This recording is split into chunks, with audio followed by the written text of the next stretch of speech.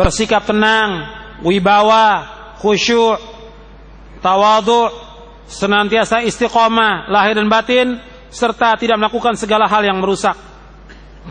Begitu juga tidak sombong dan yang lainnya. Ini diantara adab penuntut ilmu.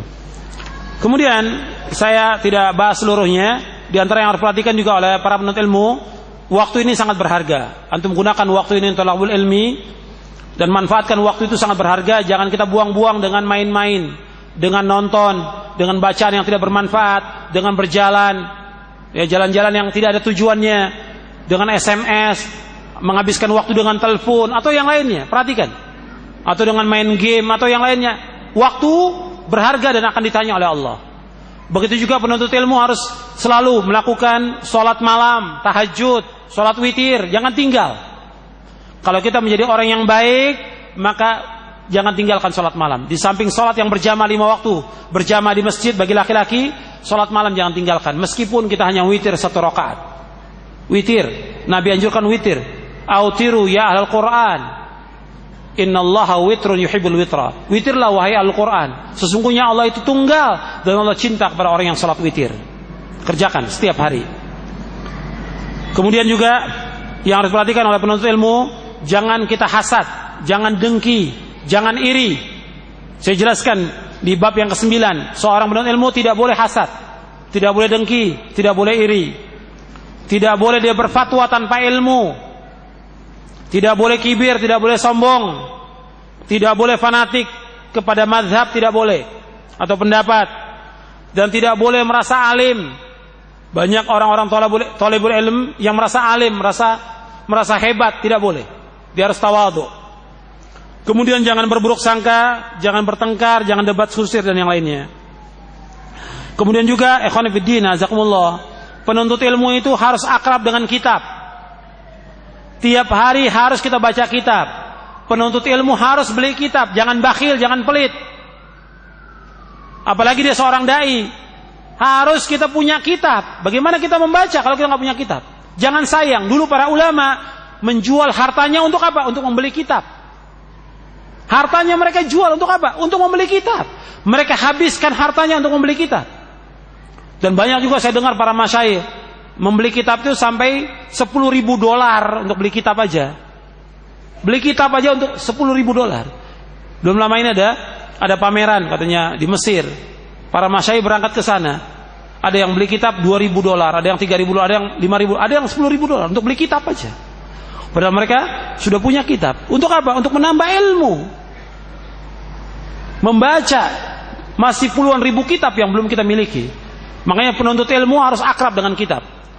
Baca kitab-kitab bahasa Indonesia dan bahasa Arab. Maka antum juga belajar bahasa Arab. Dan nanti ada jenjangnya, tingkatannya saya jelaskan di kitab ini, di buku menuntut ilmu ini. Bagaimana tahapan? Apa tahapan pertama kita menuntut ilmu? Apa tahapan kedua? Apa tahapan ketiga? Apa tahapan keempat? Jadi jangan kita menuntut ilmu baca kitab-kitab yang besar. Mulai dari kitab-kitab yang tipis.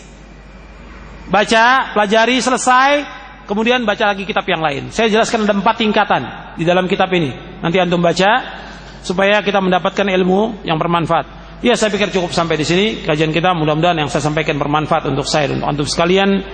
Dan mudah-mudahan kita diberikan hidayah taufik oleh Allah mendapatkan ilmu yang bermanfaat dan juga mengamalkannya. Dan mudah-mudahan kita diberikan istiqamah untuk terus menuntut ilmu sampai kita diwafatkan oleh Allah SWT.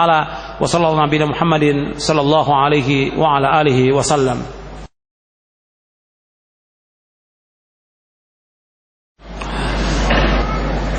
Alhamdulillah wassalatu wassalamu Rasulullah.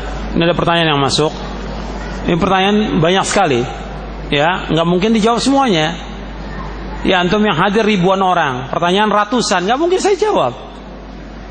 Ya, di sini sebutkan kewajiban dakwah itu kewajiban siapa? Kewajiban dakwah kewajiban orang yang berilmu. Kewajiban orang-orang yang menguasai Al-Quran dan Sunnah. Sekarang bagaimana dengan hadis balighu anni walau ayah? Yang anda perhatikan balighu anni walau ayah, hadis ini sahih. Pertama kali Nabi sampaikan kepada siapa? Kepada sahabat. Yang Nabi sampaikan kepada sahabat. Yang sahabat, berdirinya sahabat sesaat bersama Nabi lebih baik daripada ibadah kita selama 40 tahun. Perkataan Ibnu Umar dan sahih.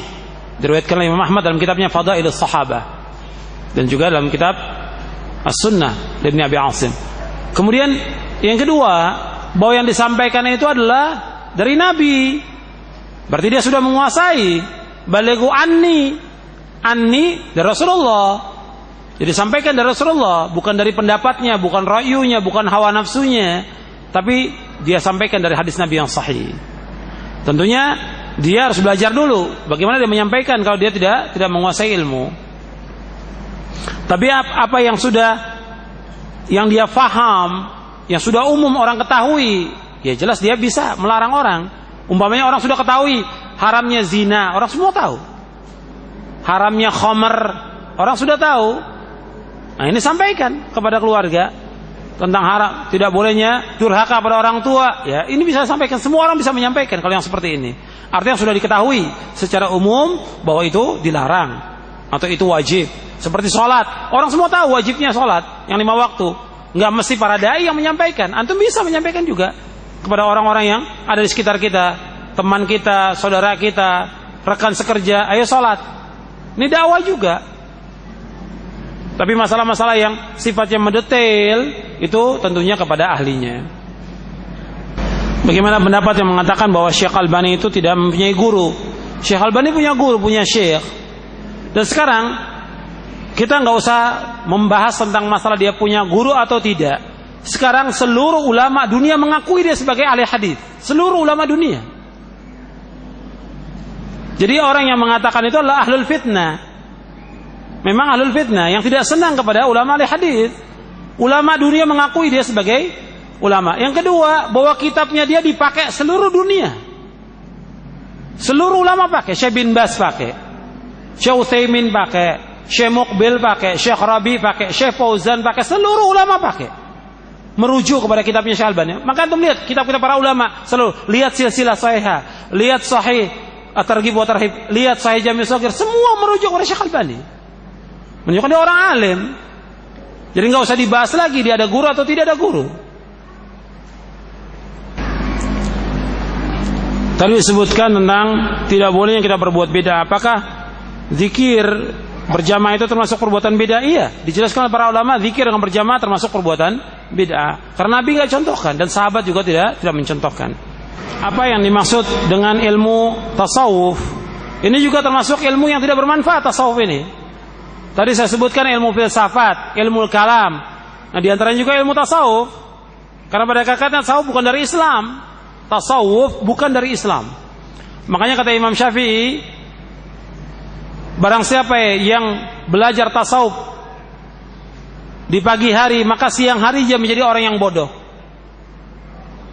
Kata Imam Syafi'i, man tasawwafa awwalan nahari la yakunu zuhran illa ahmaq. Barang siapa yang belajar tasawuf di pagi hari, maka siang hari dia menjadi orang yang pandir, orang yang bodoh. Tasawuf bukan dari Islam. Dan antum bisa lihat penjelasan para ulama Ahlussunnah tentang masalah ini. Enggak pernah ada lafaz tasawuf dalam Quran dan tidak pernah ada lafaz tasawuf dalam sunnah Nabi yang sahih, tidak pernah ada. Begitu dari para sahabat tidak pernah ada. Ya, dalam Islam enggak ada istilah tasawuf. Dan tasawuf ini perkara yang muhdats, yang baru dalam Islam. Antum bisa baca penjelasan Dr. Ihsan Ilaihi Dhahir dalam kitabnya yang sudah diterjemahkan bahasa Indonesia, yaitu Sejarah Hitam Tasawuf dan Darah Hitam Tasawuf. Tasawuf ini pada hakikatnya merusak, awalnya bid'ah dan akhirnya zindiq. Dan juga banyak yang lakukan oleh kaum muslimin sekarang ini, apakah itu zikir berjamaah atau yang lain, itu asalnya dari tasawuf. Asalnya dari tasawuf. Bagaimana kiat dalam belajar? Tadi sudah saya jelaskan. Kiat kita belajar untuk melalui ilmu syar'i ada berapa cara? 2. Yang pertama dengan membaca kitab. Yang kedua dengan langsung talaqi dengan syekh, guru, ustadz datang. Dan kata Syekh Utsaimin, kita padukan 2 ini. Di samping kita membaca kitab kita di rumah, kita datangi majelis ilmu. Jadi harus kita mendatangi majelis ilmu, dan itu lebih cepat kita mendapatkan. Dan dengan kita mendatangi majelis ilmu, kita bisa bertanya. Yang tadinya kita nggak tahu, kita akan tahu. Bab di kitab-kitab itu juga banyak yang kita nggak paham dari kitab-kitab para ulama. Makanya kita harus tanya. Bagaimana kalau menuntut ilmu syar'i ini tidak ada hijab, sedangkan sebagian dari ibu-ibu tidak memakai